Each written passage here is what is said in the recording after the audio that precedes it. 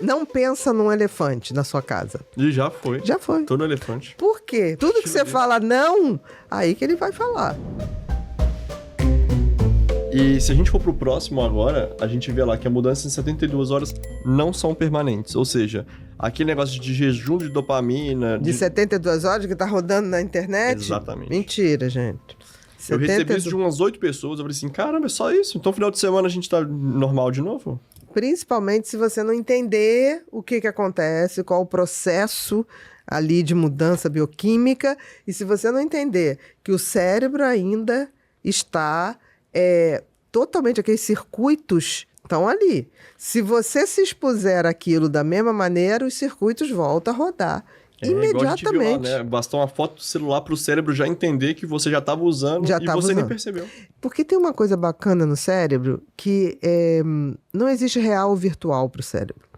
Como assim? Por exemplo, o cérebro... Se eu vejo um noticiário de violência, tá? E eu vou ficar vendo aquilo se repetindo, chega uma hora que meu cérebro começa a ter reação de medo como se aquilo fosse real. Entendi. Entendeu? Porque, assim, para ele, o que é real vai desencadear um medo, um estresse. Mas, se o que não for real for apresentado várias vezes, ele vai também reagir como se aquilo fosse verdade. Entendi. Então, a gente tem que ter cuidado até com o que a gente assiste. Porque tem gente que faz assim... Eu tive um paciente, alguns, que falavam assim, eu vou tirar férias, quero ficar em casa. Eu quero ficar em casa. Eu falei, não, faz sentido, né? Aproveita, lê. Aí a pessoa ficava em casa, os primeiros dias, vendo o noticiário. Aí via todos os noticiários. Vendo todos os noticiários. Vamos combinar. As notícias usam esse viés negativo do cérebro para chamar atenção. Porque as pessoas adoram coisas que... medo, pavor, porque o cérebro entra no modo sobrevivência. Então ele fica, peraí, o que tá falando ali? Deixa eu prestar atenção, porque senão eu posso perder minha vida se eu não souber isso. Isso é uma armadilha. O cérebro, tudo que é ruim, o cérebro grava muito mais e se atenta muito mais porque ele quer se defender. Caraca, que legal. E tudo que é bom, ele fala... Não tem nem controle se a gente não souber da informação. Se não souber. O que é bom... Eu tenho que fazer uma força para gravar o que é bom, porque assim, tô vivendo um momento bom, a gente viaja. Aí a gente tá lá, pô, tá tão legal isso aqui. Aí eu vou procurar ver a música que tá tocando ao fundo, se é uma música legal. Eu tenho que colocar material para que meu cérebro entenda. Isso é uma memória boa. Um dia eu vou resgatar ela com cheiro, com som, com música. Mas o ruim não precisa, porque o cérebro grava o ruim justamente para não se repetir, porque para ele o que é ruim ameaça a sua vida. Caramba, que legal. Então aquela mesma coisa dos psicopatas que você fala, né? Como ele não consegue gravar, ele é pego porque ele vai repetir. Como ele não tem um sistema límbico funcionante, tão funcionante, dependendo do grau, ele não marca o ruim que se repete. Entendi. Então, por isso que ele se repete sem o menor problema. Quem não é psicopata, você cometeu um erro, você não fica... Tipo, não posso cometer esse erro de novo. Não posso cometer esse erro de novo. Teu cérebro liga o alarme. Pro psicopata você não faz a menor... Então temos 3 da minha equipe que são psicopatas. Porque eles erram a mesma coisa sempre. Não. E eu sou um deles, tá, gente? Eu sempre erro algumas coisas. Talvez seja a falta de atenção. Eu sou uma pessoa, por exemplo, tô dirigindo na estrada. Por exemplo, quando eu vou para Tiradentes, tem uma hora da estrada que eu cometo o mesmo erro sempre, já sabendo que eu vou cometer o erro.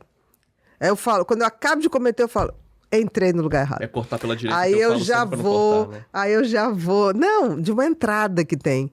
Aí eu entro errado e falo, meu Deus, entrei errado. Aí eu falei, não, vou agora dar a volta. Eu entro de novo. Aí na terceira eu falo, não, agora é impossível. Agora eu vou olhar isso. Agora eu vou olhar isso aqui e vou... Não, é a outra entrada, não é? Então você é psicopata? Não, eu sou desatenta mesmo. Aí é TDAH mesmo. 3 vezes? Eu falei, cara, 3 vezes? Não, é porque eu não presto atenção. Aí eu vou no automático. E tem um negócio também do cérebro que eu tava olhando, aquele pessoal que esquia muito, né? Fala que você não pode olhar pra árvore, senão você bate na árvore. É a mesma coisa? Tipo, você não tem que olhar? Não, eu não sei. Isso aí eu não sei exatamente, mas vamos tentar pensar por uma lógica. Não convém você olhar pros obstáculos, né? Porque é que nem a coisa, tipo assim, mentalmente, bota um leão Bota um... Não pensa num elefante na sua casa. E já foi. Já foi. Tô no elefante. Por quê? Porque o cérebro, ele tem essa capacidade... Tudo que você fala não, aí que ele vai falar. É melhor você falar assim, pensa num animal pequeno na sua casa, ok. Agora você fala... Ih, eu já pensei no elefante pequeno. Não pensa num elefante dentro da sua casa. Você vai pensar. Entendi. Cara, que legal. Porque ele trabalha no contraponto. Tanto que quando você quer dar uma mensagem para uma criança, não toca aí, não, esquece. Você tem que falar, filho, faz assim. Aí você dá um exemplo. Não bata nas crianças, tá? É só falar, dar um exemplo de não. Dá um exemplo, vem cá, papai vai te dizer como é que faz, mamãe vai te dizer como é que faz. Vai lá e faz. Porque tem gente que fica assim, não faz isso, não faz aquilo. A criança... Vai estimular o contrário na cabeça dela. Cara, que legal. Entendeu? Então, assim, isso aí que a gente tá falando, por sinal, esse teu estudo aqui tá muito bem feito, hein? Maravilhoso. O estudo foi, mas é porque a base das perguntas, por exemplo, foi do melhor livro já escrito pela doutora Ana Beatriz Barbosa, que você pode encontrar na Amazon, que é o Mentes Consumistas. Jura? Porque é sobre igual lá nele que eu fui ver essa questão da dopamina, da serotonina e de como usar as grandes marcas. Do vício, né? Porque ali, de uma certa maneira, eu falo de vício. O vício de compra é o mesmo vício de qualquer outro vício. Então, isso que é legal, porque aquilo que você fala que o cérebro, né, ele é limitado a fazer algumas coisas, como ele é um carro, ele é o mesmo carro. Então, ele é o mesmo carro que vai fazer uma viagem de entrega de comida, o mesmo carro que leva as crianças para a escola, o mesmo carro que faz tudo. A diferença é o piloto. Por exemplo, o cérebro da gente ainda é da época que o piloto de Fórmula 1 fazia diferença. Que o Ayrton fazia diferença dirigindo na chuva, sabe? Que o Schumacher fazia diferença. Fala do Lauda. Nick Lauda. Hoje os carros estão muito equiparados. Estão muito equiparados, mas antigamente o piloto fazia uma diferença. A gente pedia para chover. A gente pedia para chover. Eu não lembro porque o Ayrton pegava a chuva e ele fazia uma festa. Não sei como ele enxergava aquilo. Mas a gente pedia, chove, chove, chove, que a única maneira que o carro dele tinha como ser melhor do que o outro, que estava com um carro melhor. É aquilo, né? Quando... O Rubinho também é muito bom de chuva. O Rubinho é bom de tudo, né? Eu acho que o que abacalhou o Rubinho foi só a mídia, assim, aquelas piadas na época que começou, mas o Rubinho foi o melhor piloto de teste da Ferrari. De teste foi, mas não foi dado igualdade para ele competir. Ele tinha que perder. Né? A gente às vezes não consegue... O Rubinho tinha que perder. Entendeu? Mas ele... E a gente não sabia valorizar, né? A gente às vezes não sabia valorizar. Porque a gente só vê a vitória, né? Mas, por exemplo, o cérebro, nós temos que ser um bom piloto do nosso cérebro. Porque o cérebro ele tem poucos recursos. Mas ele resolve tudo na base desses poucos recursos. Entendi. Entendeu? Qualquer prazerzinho ele vai... Se você começar... Você come uma coisa que você acha maravilhoso. Eu tenho uma prática para mim, assim. Se eu comer uma coisa que eu acho maravilhoso, eu não vou comprar outra vez aquilo. Entendi. Por quê? Por quê? Porque se eu comprar outra vez, praticamente eu vou condicionar meu cérebro a querer aquilo todo dia. Quando uma coisa é boa demais, acionou meu sistema de prazer. Eu prefiro manter uma distância. Eu preciso de exemplos. Você precisa. Qual é um exemplo pra gente? Qualquer coisa. Por exemplo. Chocolate muito. Não, qualquer. Chocolate, qualquer. Ah, mas aí também mexe com a subida da glicemia. Mexe tudo, né? Porque tudo é pra a mistura de gordura com açúcar é muito palatável. O que é muito palatável. Prova, mas não fica parado ali não, porque bem não vai fazer. Agora... E o cérebro é aquilo que eu falei, ele é preguiçoso. Ele vai querer as coisas mais saborosas e mais fáceis, e ele vai querer que você dê prazer a ele sem muito trabalho, de forma imediata. Por isso que eu estou dizendo. Hoje as pessoas não se tocam isso, as pessoas trocam fazer sexo bem para fazer qualquer coisa que dá dopamina imediata. Entendi. Porque o sexo, quando você está com alguém, o sexo é uma troca, você dá trabalho, porque você tem que satisfazer o outro tem que satisfazer. Aí a pessoa vai para qualquer coisa que é mais rápido. Ah, vou jogar aqui um joguinho, vou jogar não sei o que lá. Isso está afastando as pessoas. Entendi. Nossa, que... Mas a gente tem que entender como esse cérebro funciona. Senão, você fica na base do... Faz o que todo mundo fazendo. Oba. Faz tudo. Ah, eu gosto. Por que você gosta disso? Ah, porque todo mundo diz que é bom. Você lembra a onda do morango do amor? O que foi aquilo? Na verdade, foi tão rápido que na hora que eu comecei a ver o que era, foi... A gente vive, se você não entendeu o que... Eu não comi um. Eu me dei o respeito, não comi um. E olha o que teve de gente... Hashtag fechados com maçã do amor. Tipo assim, primeiro eu acho que tanto maçã do amor como morango do amor tem que ter o maior cuidado. Aquilo quebra-dente mole. Mole. Porque não... Aquilo é feito com caramelo. Que se você tiver com uma Coroa. obturação, alguma coisa, tá arriscado. Já passou por isso? Já passou por isso, vocês? Assim, que é arriscado, sim, Muito. Quebrei bem por isso.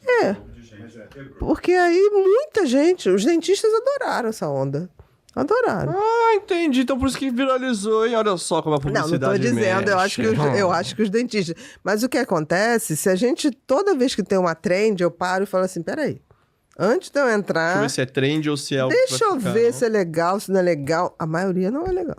Entendi. Agora, se tiver uma trend, vamos todo mundo postar uma frase dos filósofos antes de Cristo. Eu entro. Pode me chamar que eu entro. Agora, uma última dúvida da Conceição aqui, né? Só um minuto, Conceição. Você falou sobre a questão de comer coisas repetitivas que você evita. Mas Não, que são muito extraordinariamente Então, gostosas. Querido, aquilo eu quase não te faz peguei bem. nessa porque eu vejo algo que você consome sempre, mas que é horrível, que é a água tônica. Por quê? Mas a água tônica, pra mim, não bebo sempre, não. Você vê quantas vezes eu tomei aqui? Não, eu não tomo nenhum refrigerante de forma. É que a água tônica era a única refrigerante que tinha, antes de diet, nada disso, que a minha avó, que era diabética, tomava. Então, quando eu tomo água tônica, é como se eu estivesse tomando um refrigerante com a minha avó. Então é aquilo da viagem que você falou, que você vai repegando as coisas e tudo. Por exemplo, quando eu provei a água tônica da minha avó, eu achei horroroso. Eu falei, vó, o que é isso? Eu acho que eu tinha uns 6, 7 anos. Ela falou, não, filhinha, é que a vovó tem açúcar no sangue e esse é o refrigerante que tem menos açúcar e é o único que eu posso tomar. E aí, pra ela não ficar triste de tomar sozinha, eu tomava com ela. Fazer esse sacrifício, né? Pra mostrar o quanto eu tinha tomado água tônica. Exatamente. E aí ficou essa lembrança. Então, de vez em quando, eu tomo água tônica, que é quase como se eu falasse pro meu cérebro, tipo assim, que coisa, né? Teve uma época que era felicidade tomar essa água tônica com alguém que eu gostava muito. Então, é um momento que eu consigo botar a minha mente numa reflexão de coisas boas. Legal. Com certeza. É um exercício de lembrar coisas boas, Que sabe? a gente pode começar a fazer mais, né? Então, o que liga a outras pessoas, assim. É porque quando você tem, por exemplo, aqui nem tem gente que pega uma jujuba aqui e lembra da infância. Minha mãe não pode ver no jogo que ela fala, quando eu tava grávida, aí fala da jujuba. Exatamente. Então, assim, e você vê, ninguém nunca veio aqui e comeu a jujuba o tempo todo. Não, mas, que interessante, me lembra a minha infância. Então, tem coisas que são memórias afetivas e que a gente, às vezes, usa para abrir um portal de boas coisas. Imagine dirigir um carro de Fórmula 1 no meio de uma cidade com trânsito caótico igual São Paulo. É exatamente assim que funciona o cérebro de nós que temos TDAH. Você tem um potencial incrível, ideias brilhantes, um coração cheio de boas intenções, mas parece que sempre está preso. Os planos ficam no papel e a vida não anda. Até as coisas mais comuns parecem tarefas impossíveis de serem cumpridas. Mas não precisa mais ser assim. No meu curso Superando o TDAH, eu pego na sua mão e mostro passo a passo como transformar a inquietude de uma mente em uma força poderosa que trabalha sempre a seu favor. São mais de 30 anos de experiência compilados em um método simples e direto para você desbloquear o verdadeiro poder do seu cérebro, transformando cada pensamento disperso em uma peça-chave para atingir objetivos que antes pareciam impossíveis. Se fizer sentido isso para você, conheça o curso agora mesmo.